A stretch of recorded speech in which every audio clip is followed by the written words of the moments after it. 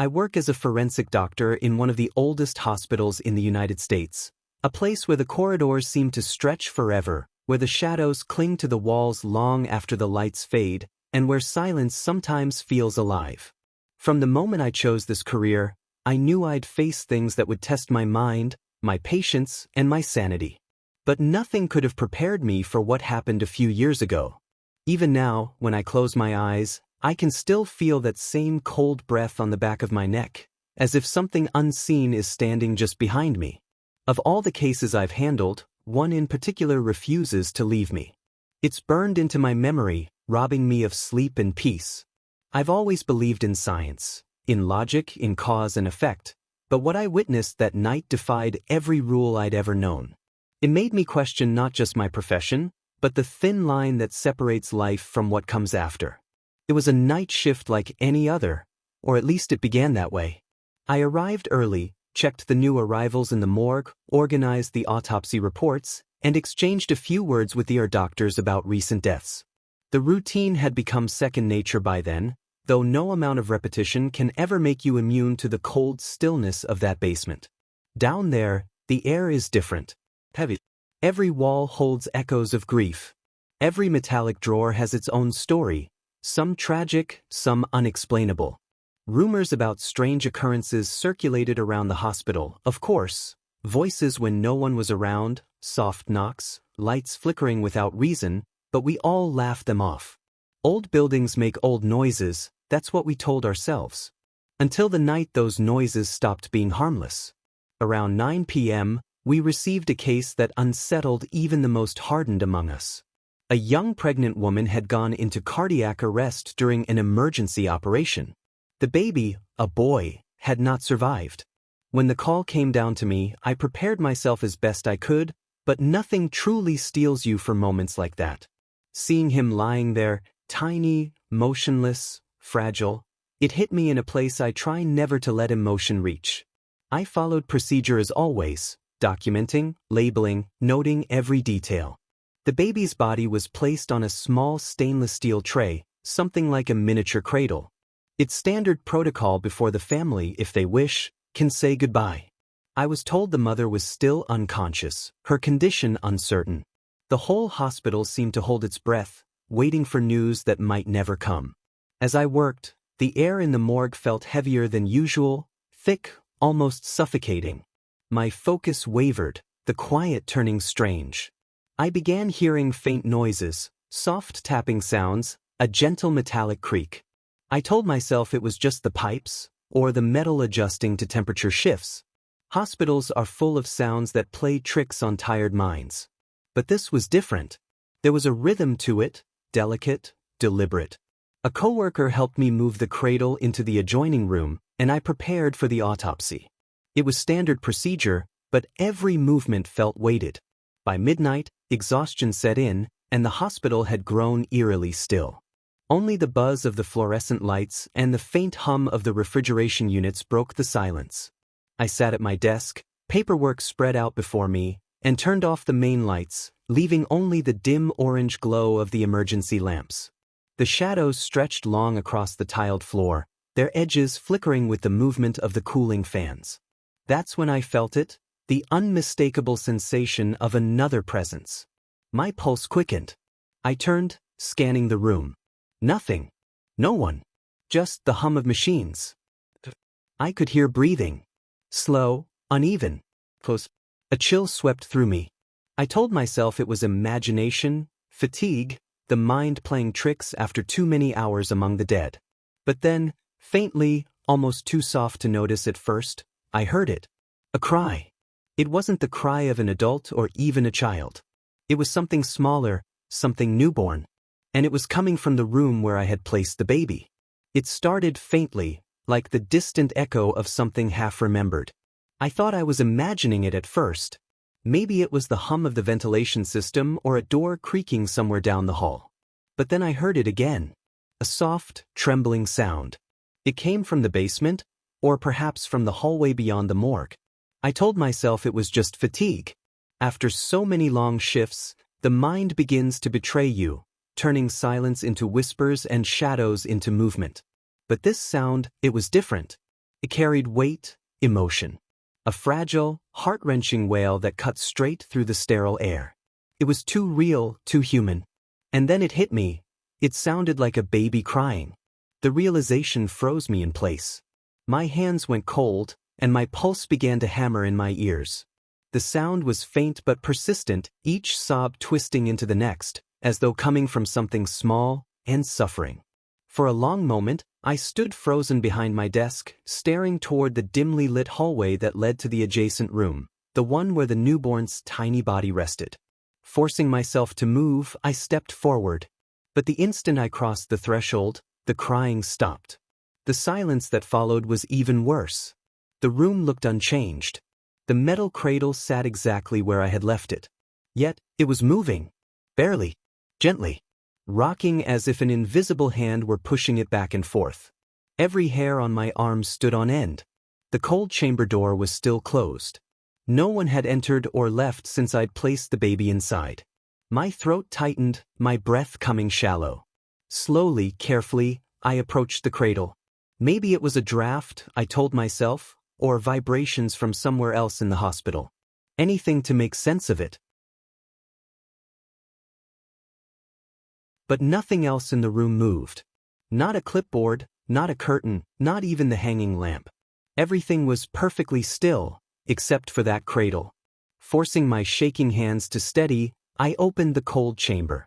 The baby lay exactly as before, still, pale, wrapped in the small white sheet. Lifeless. I searched for logic, an earthquake, air pressure, anything. But there were no tremors. No disturbances. Just a suffocating stillness that seemed to watch me think.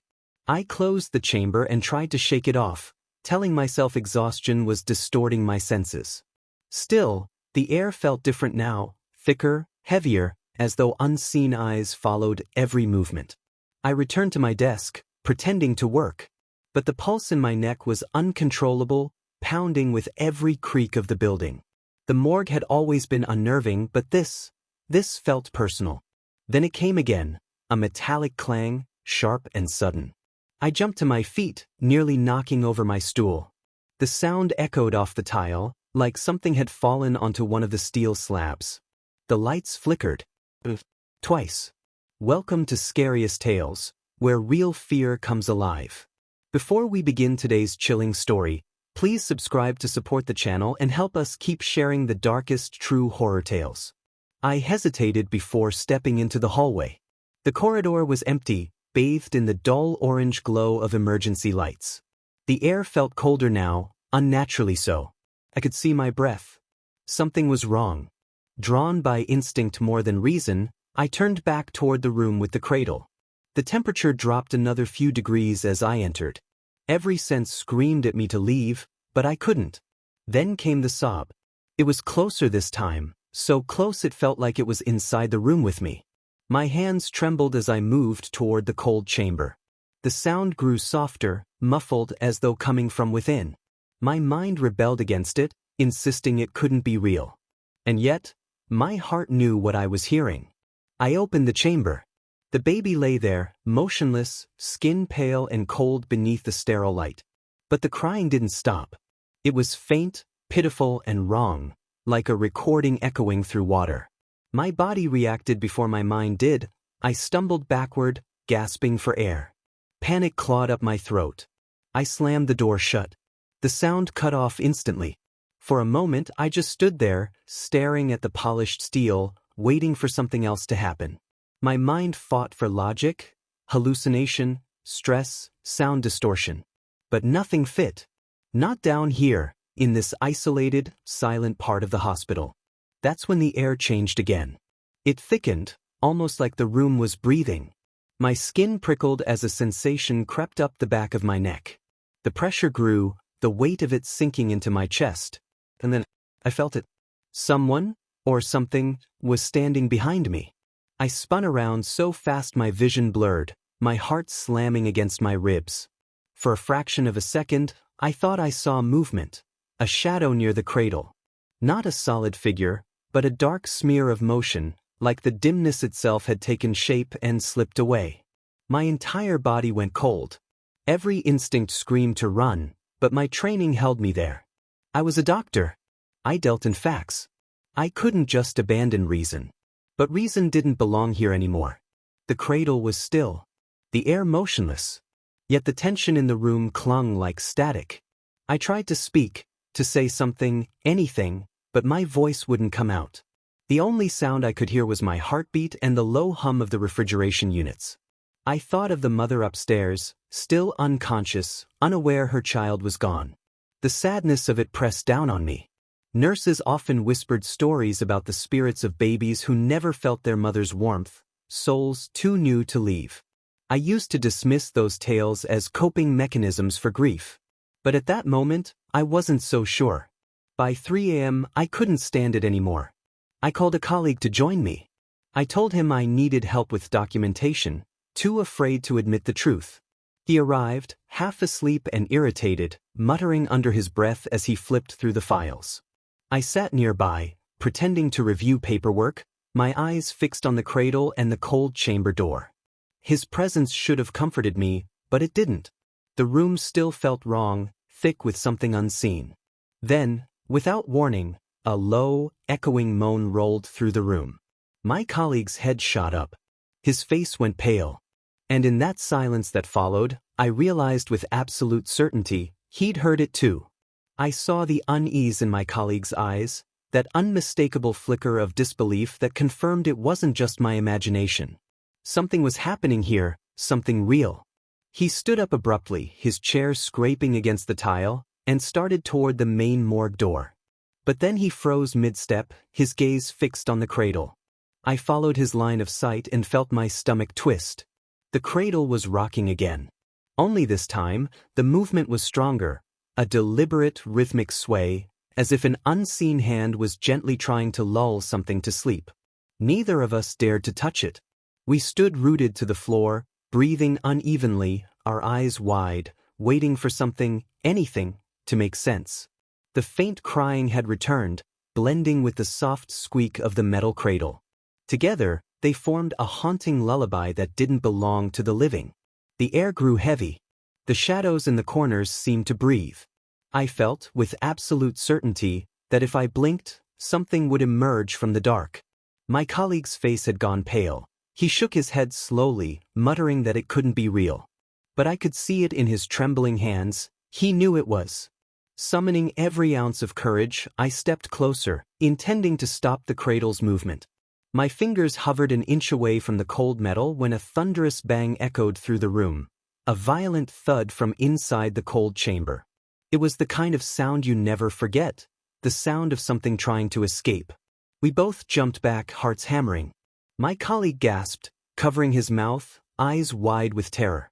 I could barely swallow. I knew how I had placed the baby's body inside that chamber. Medical science left no room for doubt. There was no possible way anything could be moving, much less striking the door with that much force. Still, trembling, I forced myself to open the door. My colleague refused to come closer. Inside lay the infant's body, exactly as I had left it, lifeless, still, wrapped in its small white blanket. But something was different. The blanket had shifted, slightly pulled back, as though a tiny hand had brushed it away from within. Whispering something that the nurses couldn't quite make out, a mix between a prayer and a plead. I checked for vital signs, pulse, warmth, any sign of life, though deep down I already knew the truth. The skin was icy, stiff, untouched by anything resembling life. Nothing had changed. Yet the silence felt wrong, too silent, like the air was holding its breath. That's when my colleague whispered my name. His voice cracked, hoarse with fear. I looked up and froze. At the far end of the hallway, barely visible in the flickering light, something moved. A shadow, faint, blurry, almost human, glided across the corridor with unnatural speed. It didn't walk. It floated. My colleague bolted after it on instinct, his footsteps echoing through the corridor until they vanished into the dark. I wanted to call out to stop him, but no sound came. My throat had locked. I stood there, paralyzed, the weight of that unseen presence pressing against my chest. For a long moment, I was alone again. Alone, except for that unbearable sensation that I was being watched. something shifted in me then. The terror gave way to a deep, aching sorrow. It wasn't anger I felt in that presence, it was grief. The kind that lingers when something sacred is broken. And I suddenly understood. The crying, the rocking cradle, the cold chamber, they weren't random. They were echoes of a bond that death had interrupted. A mother and her child, torn apart before they ever had the chance to say goodbye. Without thinking, I began to whisper softly, my voice trembling. "I'm sorry," I said into the still air. "You didn't deserve this. None of it. I'm so sorry." I don't know why I spoke. Maybe to calm myself, maybe because some part of me hoped the baby could still hear. But as the words left my mouth, the temperature in the room shifted. A cold gust brushed past me, almost tender, and then, silence. The crying stopped. I stood there for what felt like forever before closing the chamber gently, resting my palm on the cold steel door. It was a small gesture, a farewell of sorts. Moments later, my colleague returned, his face drained of color. "I saw it," he stammered. "I swear I did. But it just vanished." He explained that the shadow had turned the corner and dissolved into the darkness, like mist under a light. No human could move that way. No human would. We checked the security logs, the entry points, nothing. Nobody had entered that section. The cameras near the morgue were old, half of them not even functional. We didn't need the footage. We both knew what we had seen. For the rest of the night, we refused to separate. We finished the paperwork side by side, our eyes flicking constantly toward the cradle and the chamber door. Every creak made us flinch. By dawn, a nurse came down to inform us that the mother had finally regained partial consciousness. She was still on a ventilator, unable to speak much, but restless, as if she sensed something was missing. Even through the sedation, she seemed to know. My chest tightened. I could already imagine her heartbreak when she learned the truth. I told my colleague that maybe the spirit we'd encountered wasn't something to fear. Maybe it was the baby, reaching out, trying to find peace, needing to feel his mother one last time. He didn't argue. He just nodded slowly, eyes glassy, lost in thought. We made arrangements for the baby's body to be released as soon as possible, hoping that once reunited, even briefly, the soul might finally rest. I didn't return to the morgue that day. I couldn't. I knew that whatever had happened down there wasn't meant to be tampered with. Later, I heard that when the mother finally saw her child, she wept uncontrollably. And then, they said, an uncanny stillness filled the room. The monitors didn't flicker. The air seemed to hold its breath. And somewhere deep within the hospital's walls, the cradle never rocked again. After the mother's brief moment of peace, she finally closed her eyes, her expression softening into something that looked like relief, or perhaps surrender.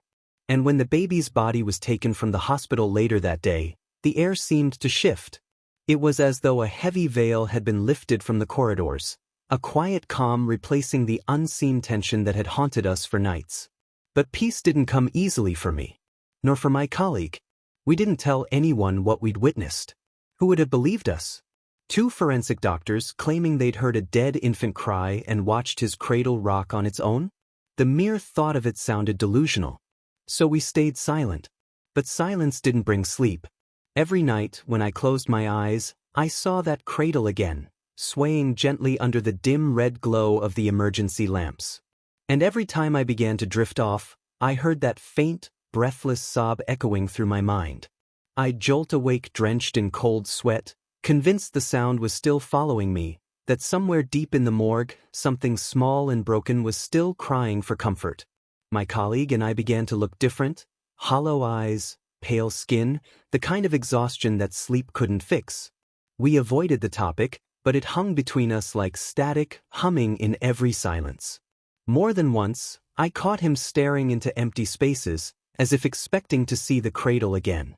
There were moments I thought about quitting altogether, or seeking psychological help. But how could I explain that the thing haunting me wasn't guilt or grief? It was something real, something that defied every rule of medicine and science I'd ever trusted. Eventually, routine took over again. The living demanded our focus, and the dead, as always, waited quietly. Yet, no matter how many reports I signed, or how many hours passed, the memory refused to fade.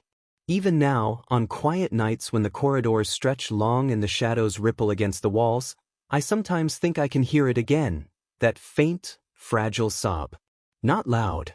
Just enough to raise goosebumps along my arms. A reminder that some things never truly leave.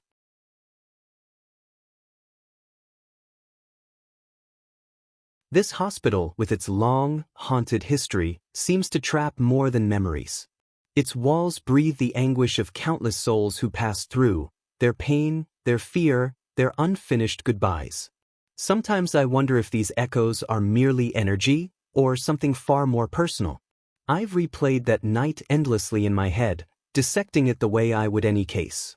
Maybe what we heard was just residual energy, a final echo of the bond between a mother and her unborn child, severed too soon. Or maybe it was my exhausted mind crafting illusions out of grief. But no hallucination explains the cradle's motion, the violent bang on the chamber door, or the shadow that glided through the corridor. No, whatever that was, it was real.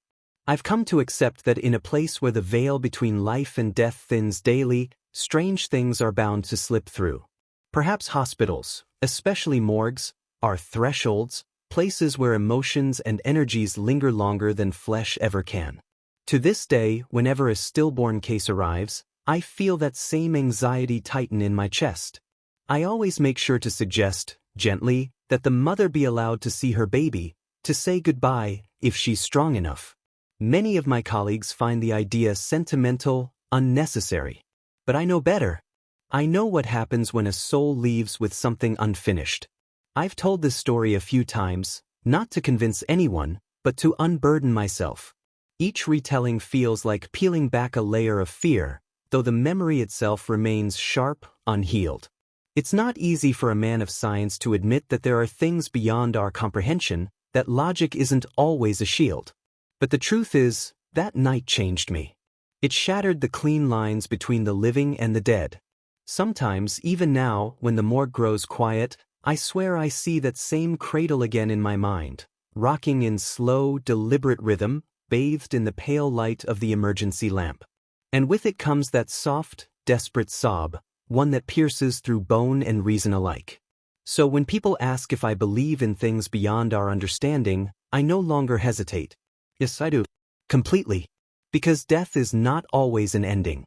Sometimes, it's a door left slightly ajar. And in places thick with anguish and hope, like this hospital, those who have been torn from love too soon sometimes find a way to reach back, to remind us that not every story finds peace when the heart stops beating. Since that night, every overnight shift brings a dull, crawling fear that sits behind my ribs. I still walk those same sterile halls, my footsteps echoing through the dim corridors, every sound magnified. The pipes groan. The cold storage hums. And I find myself listening, waiting, for that cry to rise again from the depths. Because the truth is, I know it could. And that's what terrifies me most, not the thought of hearing it again, but the possibility that somewhere, within these walls, another restless soul is waiting for its story to end. Ever since my days as a student, I thought I understood what horror meant. I studied death, memorized it, rationalized it. I thought knowledge was armor. But there are moments that strip you bare, moments that make you realize how fragile your understanding of reality truly is. I remember the exact day that certainty shattered. It wasn't long after. I had been transferred to a small town in Maine, a quiet place where everyone knew each other's names, where the most tragic cases were car crashes or accidental drownings. Nothing could have prepared me for what arrived that morning. The body of a girl, no older than 11. She was wheeled in on a gurney, silence following her like a shadow. Her skin was ghostly pale, and her abdomen was swollen, unnaturally tense, as if something beneath it strained to get out. The attending physician looked pale himself, his eyes betraying a kind of fear I'd never seen in a man of science. His report said nothing definitive, only that she'd been found in a vacant lot on the edge of town. No wounds. No struggle. Just a strange reddish-brown fluid seeping from her clothes. I didn't know it then, but that case would make me question everything I thought I'd already learned about the dead. And it would remind me that sometimes, the things we leave behind don't stay buried. The report mentioned something that immediately unsettled me. Her facial muscles were locked in a rictus of pain so intense it almost seemed alive. I forced myself to steady my breathing before pulling back the sheet. What I saw next froze me in place. Her face still carried the softness of childhood, but it was distorted by agony, and her abdomen, grotesquely swollen, stretched beyond what the human body should allow. For a brief moment, I thought of my own daughters, of their laughter in the park that morning. How could a world so ordinary at breakfast turn into this kind of nightmare by afternoon? The morgue's silence felt heavier than usual that day, as though the walls themselves were listening. I told myself to stay composed and began preparing for the autopsy: gloves, mask, lights. Routine. Procedure. Anything to drown out the unease creeping through me. But the moment I switched on the overhead lamp, the beam seemed too sharp, almost accusing, casting the girl's small frame in a sterile pool of light. Her abdomen was disturbingly taut, and when I leaned closer, I noticed faint marks along the skin, tiny, uneven lines that almost looked like scratches from within. I ran my fingers over them, half expecting movement. There were no cuts, no abrasions, nothing external that could explain the swelling. Only that strange tension around the navel, as if something beneath the surface was straining to get out. With my scalpel in hand, I hesitated longer than I should have. The air felt wrong, thick, charged with something that prickled the skin. I made the first incision, and instantly, a wave of odor hit me. It wasn't the usual sterile decay I'd grown used to. It was sweet, chemical, almost syrupy, and yet utterly revolting. I gagged, stepping back for a moment before continuing. I expected to find a ruptured organ, maybe an infection, something logical. Instead, what emerged from the cavity made me stumble backward in shock. Among the tangle of her intestines was something foreign. Something that should never have been there. A doll. A rag doll, saturated with dark fluids, tangled in the coils of her organs like some grotesque parasite. Its button eyes were fused shut with congealed blood, and its torn mouth hung open in a silent scream. The sight rooted me to the spot. It looked almost alive, its cloth face twisted in terror as if it had witnessed everything the girl could not tell. For a few moments, I convinced myself I was hallucinating, maybe lightheaded from the stench or exhaustion. But when I leaned closer, the truth became undeniable. The doll wasn't merely placed there. It was entangled, fused, as though the body had grown around it. The intestines curled around its limbs, clutching tightly, almost possessively. My assistant gasped behind me, covering their mouth. I could feel their fear feeding mine. I worked in silence, trembling, carefully freeing the object from the tissue. Every pull felt like prying something ancient and unwilling from the child's grasp. When I finally lifted it free, the doll's wet fabric clung to my gloves like skin.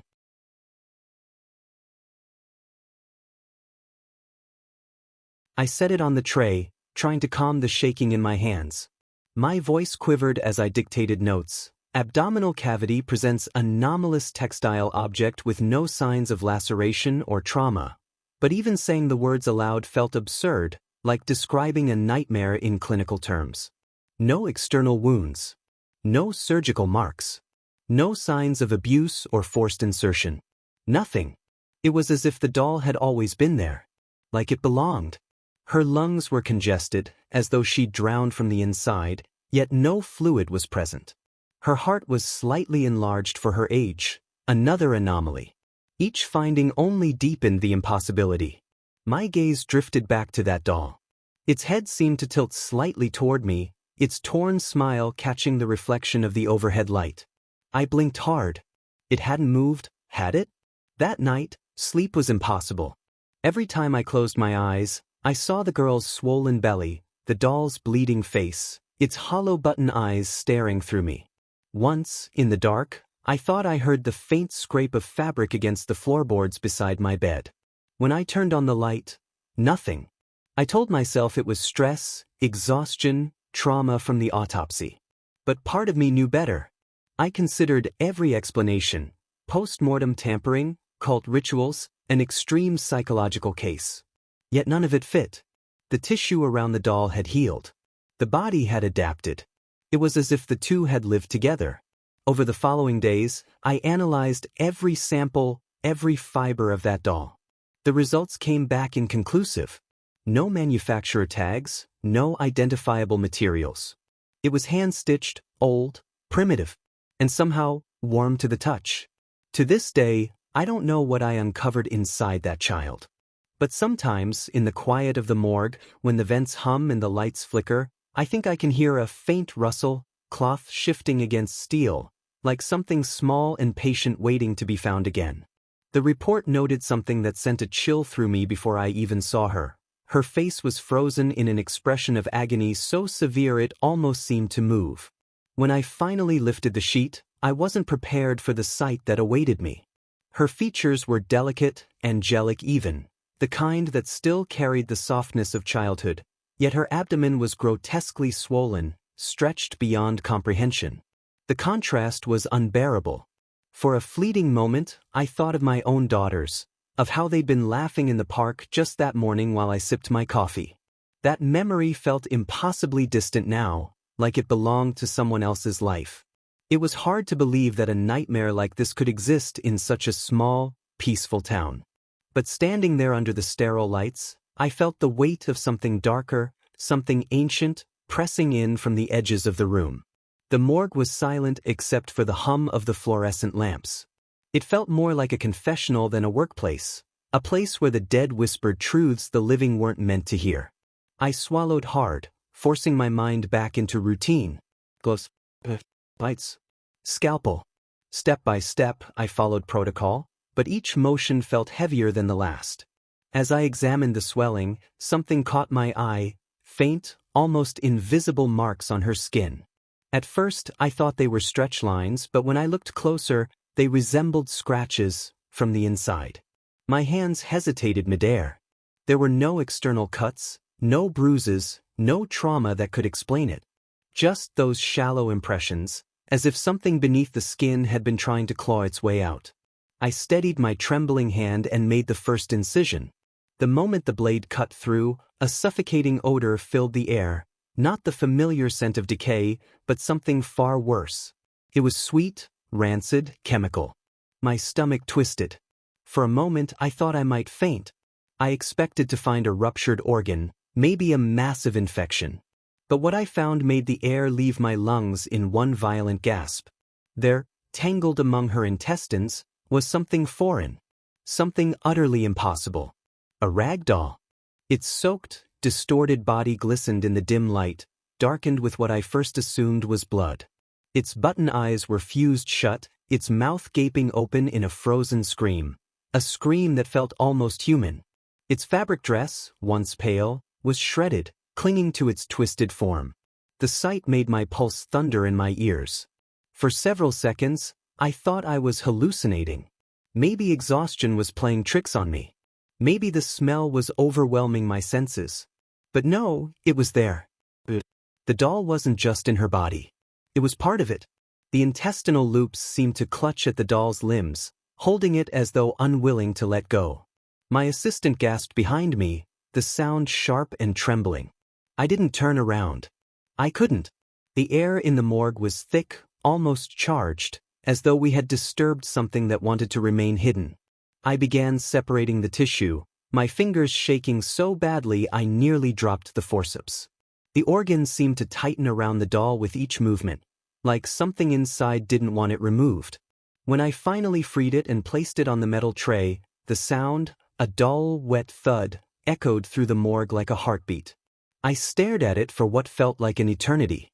My voice trembled as I began dictating the report. Abdominal cavity presenting anomalous textile object, no external lacerations or trauma. Each word sounded absurd, like a confession from a dream I desperately wanted to wake from. There were no surgical scars, no signs of abuse, no evidence of forced entry. Nothing. It was as though the doll had grown inside her. Her lungs were congested, as if she'd drowned in her own body, yet no liquid was found. Her heart was slightly enlarged, abnormal, but not damaged. Every discovery led nowhere, each answer only raising more impossible questions. My eyes drifted back to the tray. The doll's head had shifted slightly. Its mouth hung open, and for a split second, I could have sworn I saw its chest rise, as though it were breathing. I blinked hard, stepping back until my shoulder hit the wall. My assistant refused to look again. The silence was unbearable. That night, I couldn't sleep. Every time I closed my eyes, I saw the child's swollen belly, the ragged threads of the doll's mouth, the faint shape of its eyes staring through the dark. At one point, I thought I heard soft footsteps in my room, followed by the faintest rustle of fabric near my bed.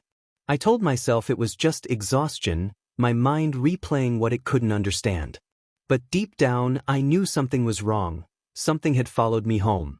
In the following days, I examined every sample, every fiber.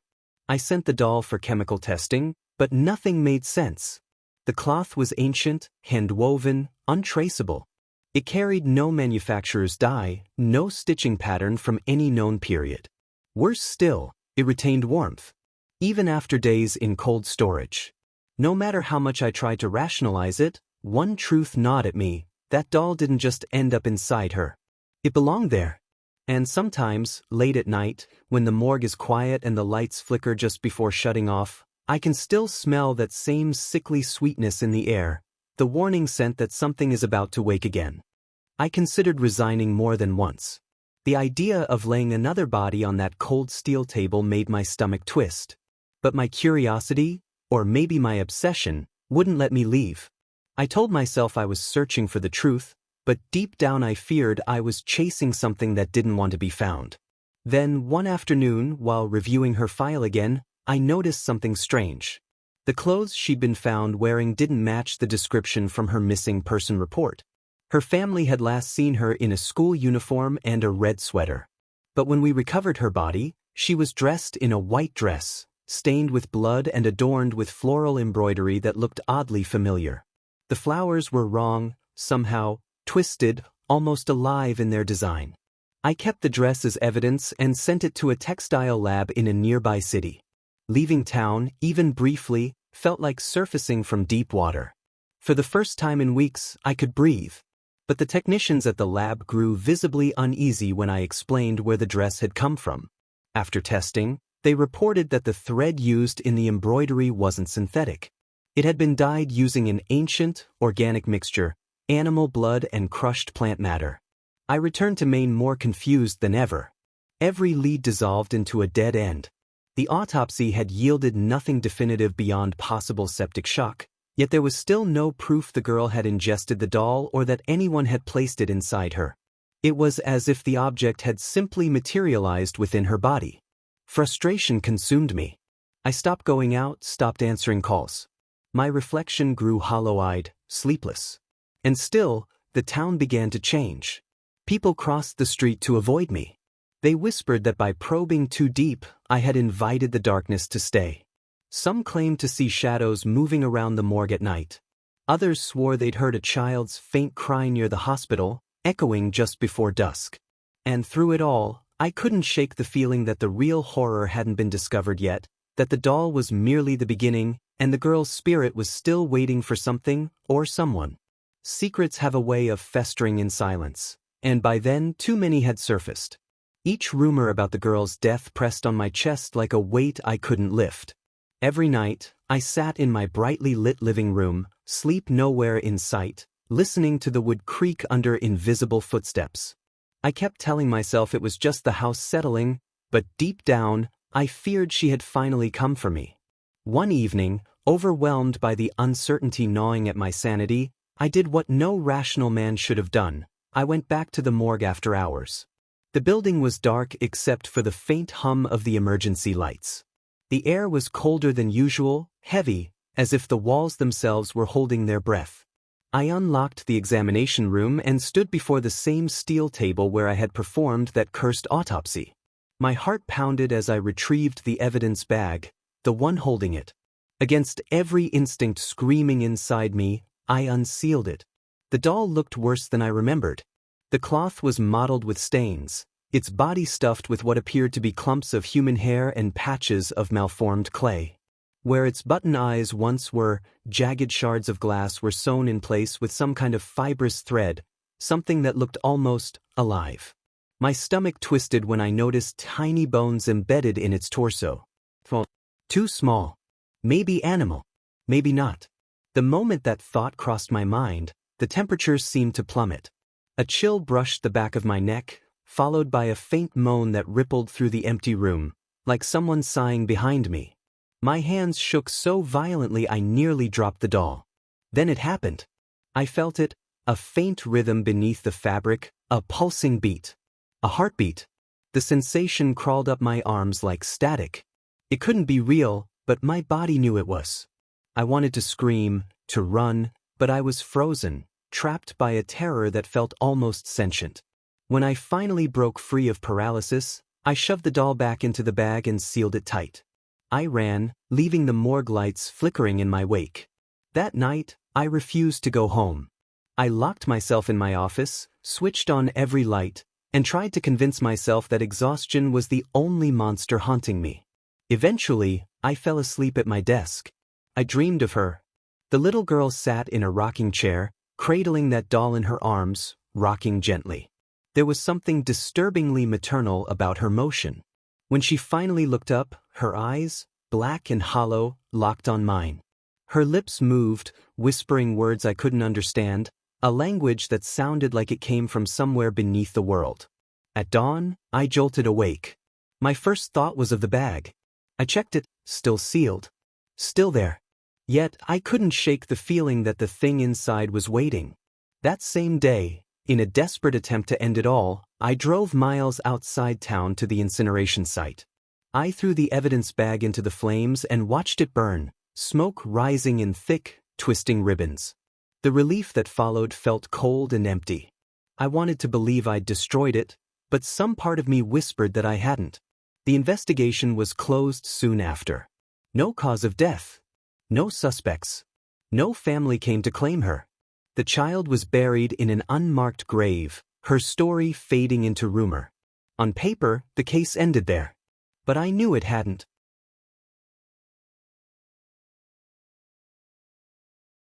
Because she never really left me.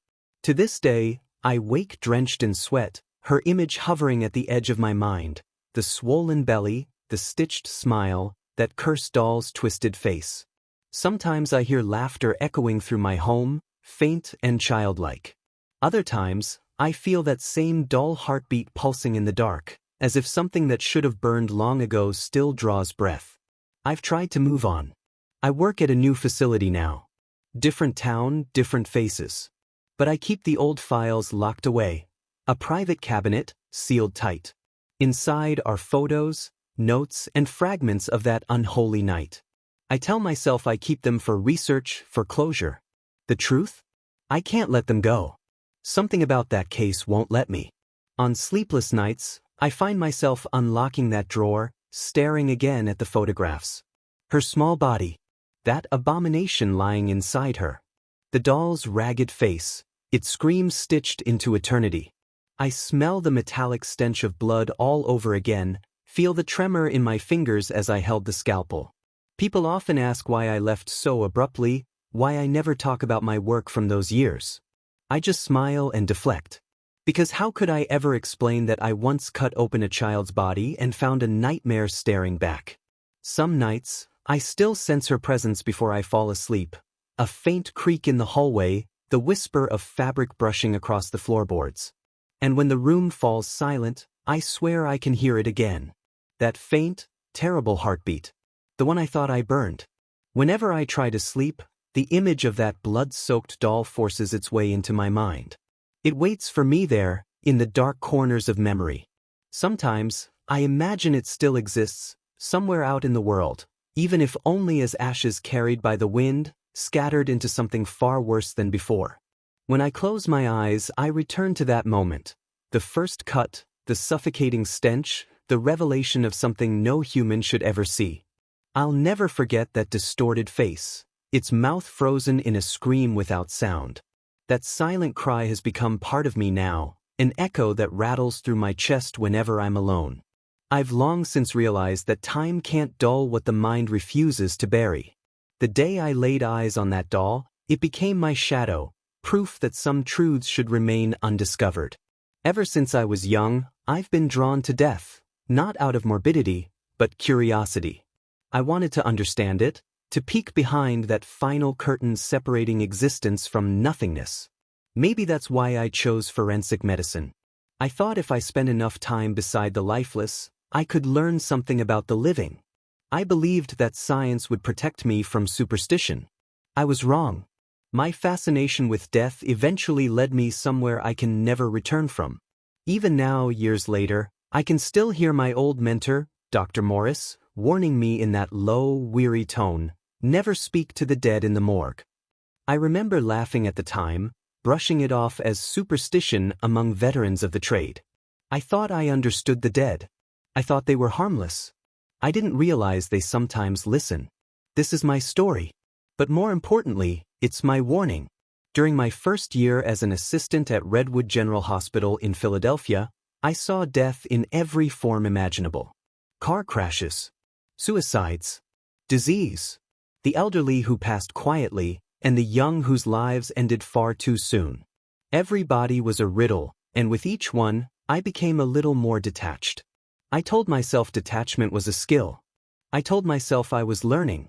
But in truth, I was becoming blind to the one thing that would destroy me later, the feeling that something unseen watches back. The morgue was different after dark.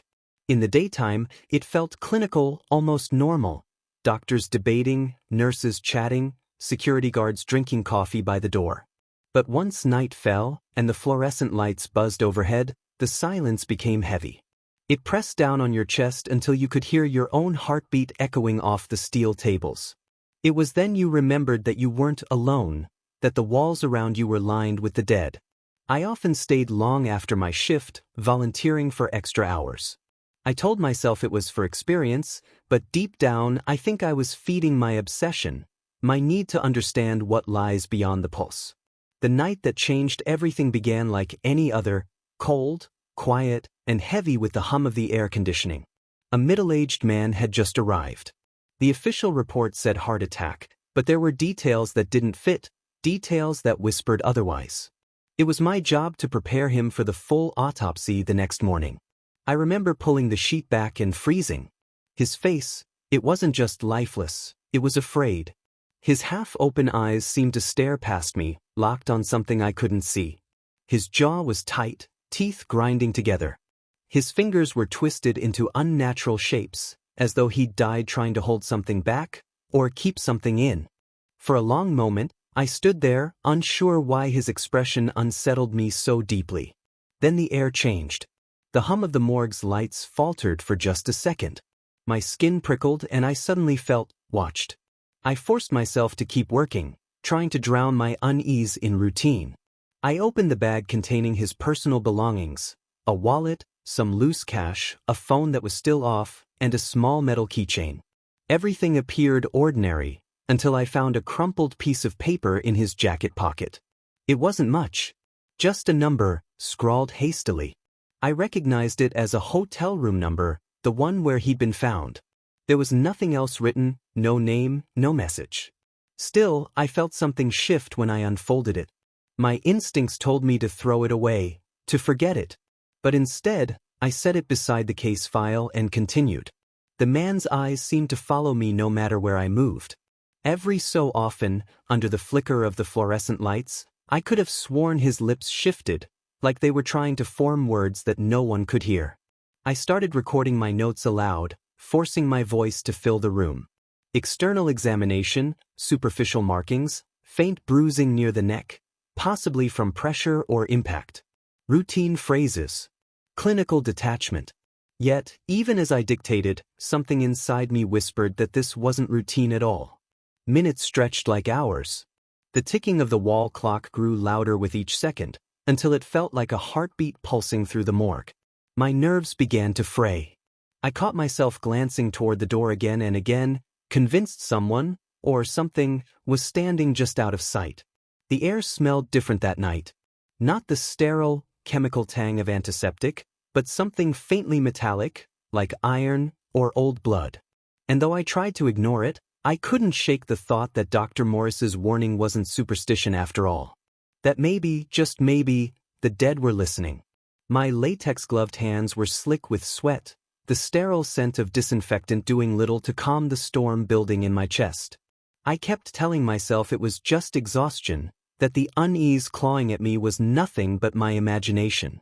But deep down, I knew something wasn't right. The air inside that morgue felt wrong.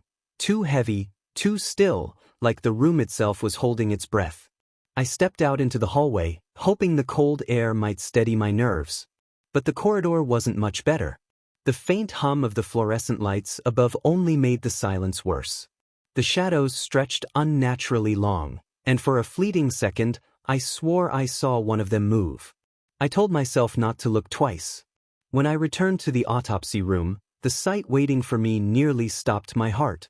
The corpse's arm was no longer resting neatly across its abdomen.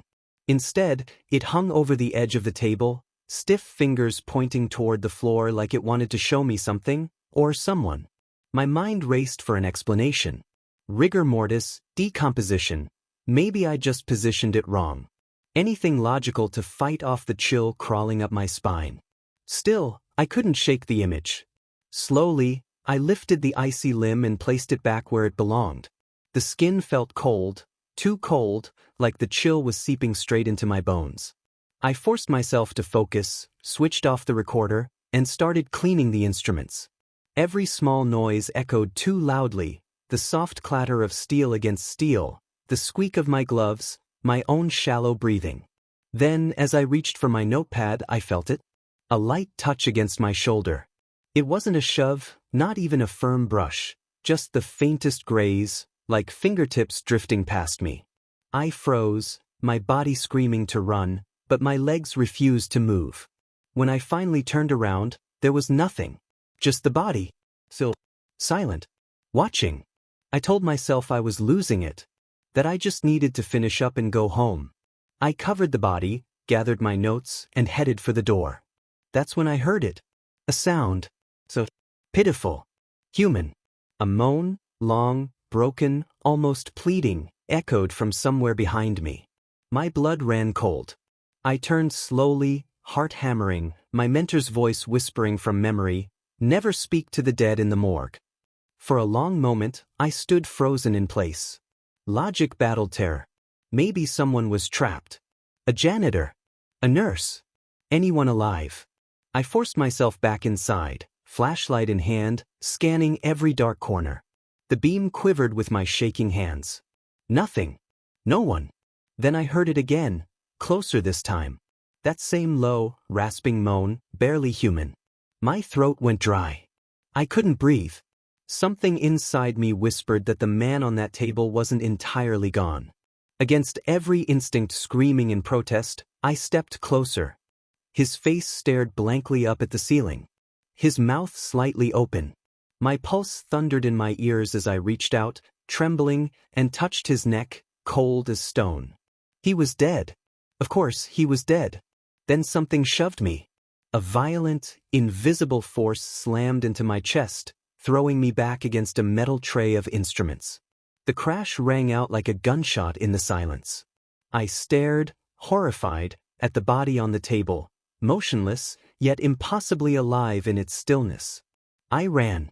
Out the door, down the flickering corridor, until my legs gave out. Leaning against the cold wall, I tried to breathe, tried to convince myself it was a hallucination. I wanted to call security, tell someone, anyone, but the thought of explaining what had happened made me feel insane. So I hid. In my cubicle, door locked, lights off. The ticking of the clock became unbearable. The more I tried to shut it out, the more I heard it, soft, muffled moans seeping through the walls. Every time I closed my eyes, I saw him again, the corpse on the slab, his arm reaching, his lips moving in silence. I must have checked the clock a dozen times. 1 a.m., 2:30, then 3 o'clock. The night felt endless. At some point, exhaustion pulled me under. And that's when the nightmare began. He came to me in my dream, rising from the autopsy table with a sound like cracking ice. His skin was ash gray, his lips blue, his eyes, black, endless voids that swallowed the light. He walked toward me, leaving a slick trail of blood across the tile.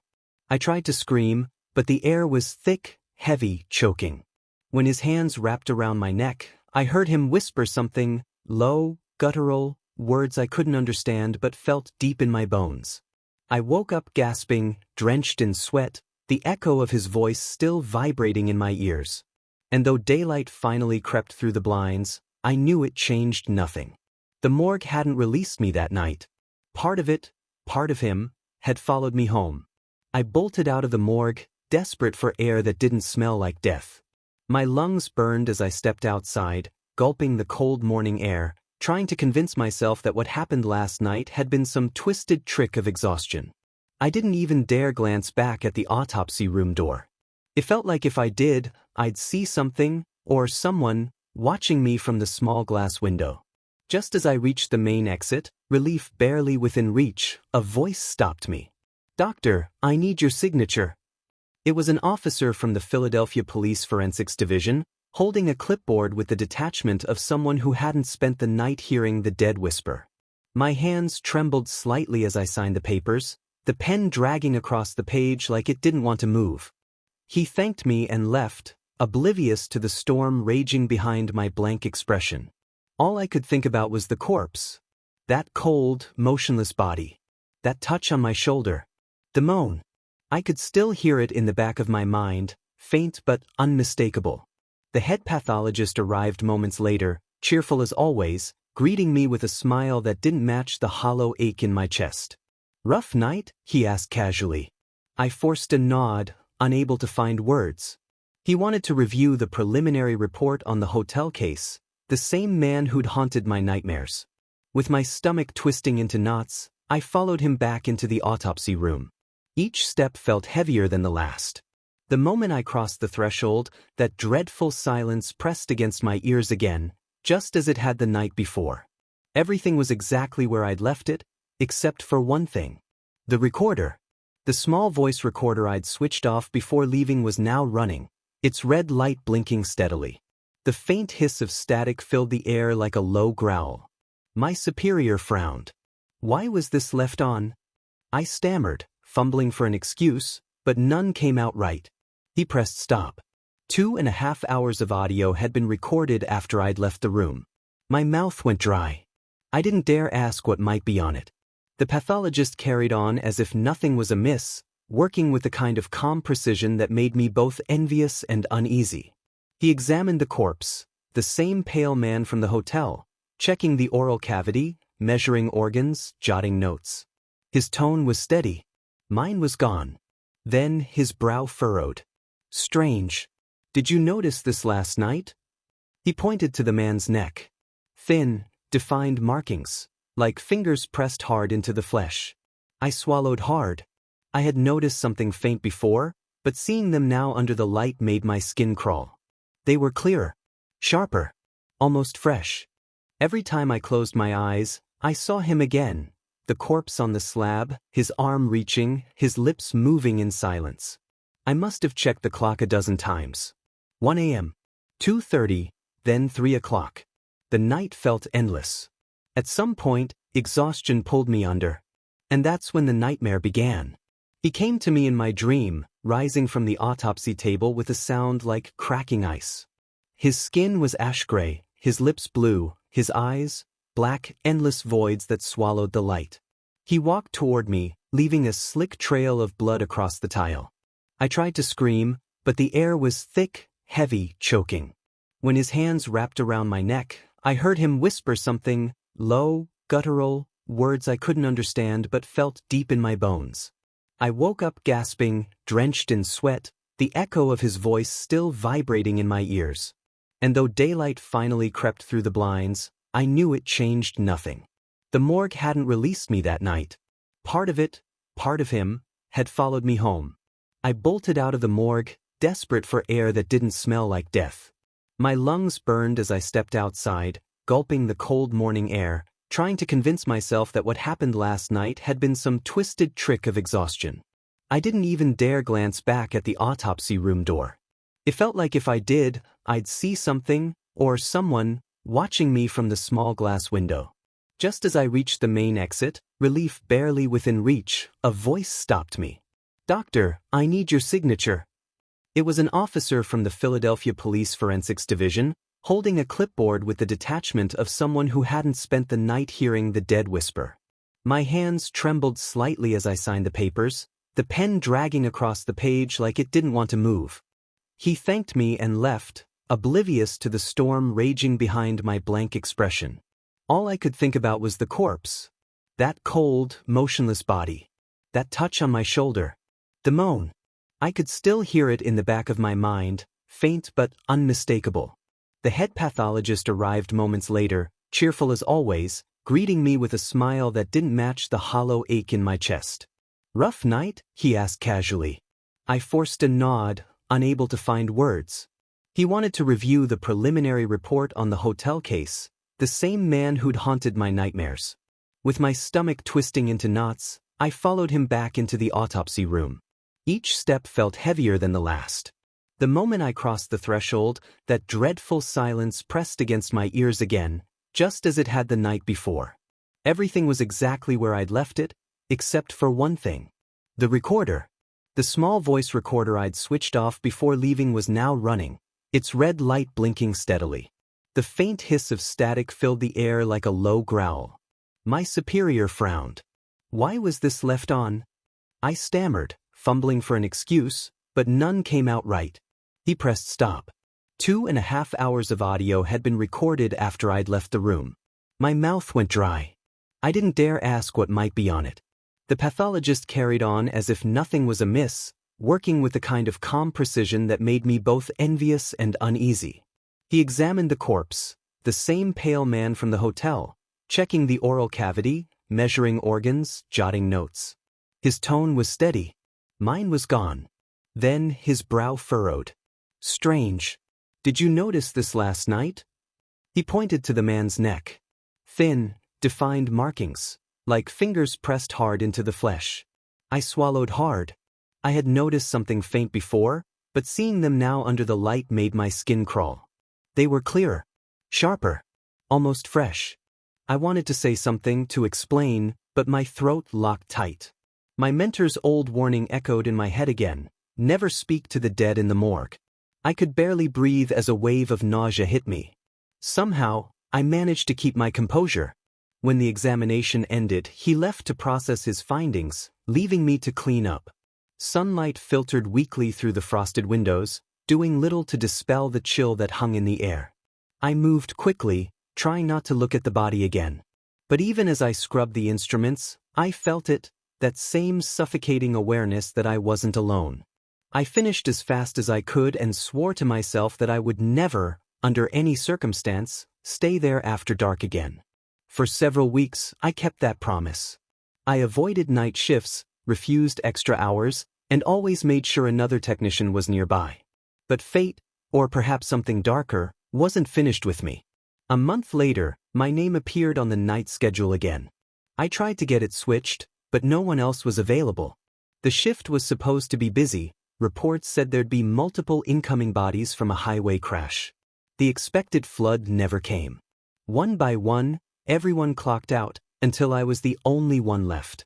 By midnight, I was locked inside that building again, alone. The silence of the morgue is unlike any other silence. It hums. It listens.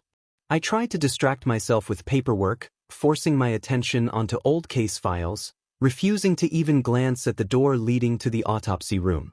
But around 1 a.m., I heard it. A creak. Soft, deliberate. Somewhere in the hallway. I turned off the desk lamp so I could see better through the cracked door. My eyes strained against the dim light. For a second, I thought I saw movement, something gliding past the far end of the corridor, darker than the shadows around it. My first instinct was to run. My second, to investigate. Duty? Or perhaps morbid curiosity? I grabbed my flashlight and stepped into the hall. Each step echoed unnaturally loud. The autopsy room door was slightly ajar. A foul, rotten odor seeped out, thicker and older than any corpse I'd ever worked on. I gagged and pushed the door open. That's when I saw it. A shape, black and shapeless, hovered above one of the steel tables. It wasn't a trick of the light. It was darker than the darkness itself, shifting like smoke underwater. Its edges rippled, and for a brief, horrific instant, it seemed to breathe. It loomed over the body of a man who'd been in cold storage for days. Then, as I watched in disbelief, the thing recoiled, as if noticing me, and dissolved upward, sliding across the walls until it vanished into the far corner of the ceiling. I stood frozen, unable to process what I had just seen. When I finally moved closer, trembling, there was nothing, no shadow, no movement, just the corpse and that unbearable stench, stronger now, like death had bloomed. My mind screamed leave, and I obeyed. I slammed the door shut, locked it, and fled to my cubicle. My hands shook as I dialed the night guard. No answer. Then the front desk. Nothing. It was like I was the only living person left in the entire building. The hours that followed were a blur of terror. I sat with my flashlight pointed at the frosted glass door, listening for footsteps, breathing, anything. And then I heard it. Something dragging itself along the corridor. Slow. What? The sound of weight being pulled across tile. A faint, guttural moan followed, one I recognized too well. I didn't move. I couldn't. Because deep down I knew. The same presence from that first night had returned. The same unseen thing that had brushed my shoulder, that had whispered through static and marked the dead man's neck, was now crawling toward me through the dark. When dawn finally broke, I didn't even wait for my shift to end. I left everything behind, notes, reports, even my coat, and walked out of the morgue without a single glance back. I never told anyone what I saw. No one would believe it. But every time I close my eyes, I still see that shadow, hanging over the body, breathing in silence. And I can't help but wonder if it's still there, waiting for another curious soul to stay too late and make the same mistake I did. He used to scream from the doorway, "Don't leave me." That voice, it still echoes in my mind, raw and desperate, even when I'm awake. It's as if the morgue itself learned how to speak through him. My mental health collapsed under the weight of it all. I questioned everything, my career, my sanity, even my faith. I'd once believed death was something to study, to understand. But after that night, I began to wonder if death was not a mystery to be solved, but a force that punishes those who dare to probe too deeply. I took a leave from forensics, hoping therapy might bring peace. The psychologist blamed fatigue, hallucinations, lack of sleep. But his logic couldn't quiet the nightmares or stop the unseen hand that still lingered on my throat. I even sought out a priest. He suggested blessing the morgue, but I couldn't bring myself to step inside again. I carried my silence like a wound. Every time I closed my eyes, I saw the same scene replaying. The pale figure, the cold metal table, the whisper that should not have been possible. Months later, I'm finally telling my story, not for pity, not for attention, but as a warning. Because what I encountered in that morgue was not just the residue of trauma. There are energies that linger on the edge of existence, feeding on fear, grief, and curiosity. They cling to the dead and sometimes, they follow the living home. Some call it psychic residue. Others call it evil. I don't know which it is, but I do know it's real. Even now, I shudder at every creak in the dark, every sudden chill that brushes the back of my neck. So let me say what I once ignored. Never speak to the dead in the morgue. That place is not as silent as it seems. Those bodies are not as still as we tell ourselves they are. There are whispers in that darkness, pleas, curses, unfinished stories. And if you listen too long, something might listen back. That was my mistake. I thought curiosity was strength. I thought I could peek into death and walk away unchanged. But I was wrong. I opened a door that doesn't close. Every night before sleep, I still see those icy corridors. I see myself walking them again, exhausted, trembling, followed by the faint scrape of nails on steel. Sometimes I wonder if the dead ever forgave me, or if they're still reaching out, waiting for me to return. I've learned one truth that I can never unlearn. Death is not silent, and it's not still. It watches, remembers, and sometimes it reaches back. So if you ever find yourself in a morgue, remember this. Do not disturb the dead, do not listen for voices, and above all, do not speak to them. Because if they answer, it's already too late.